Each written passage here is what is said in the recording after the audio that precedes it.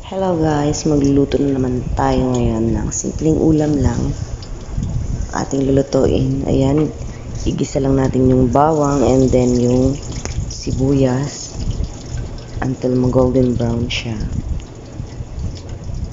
So napakadali at simple lang nito guys dahil ito ay gulay lang naman.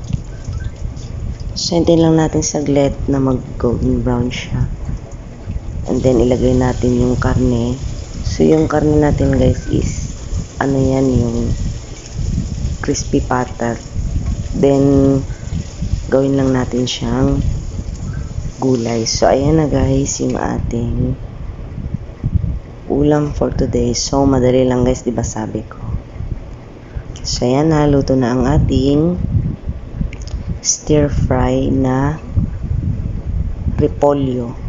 So ayan na guys, luto na nga.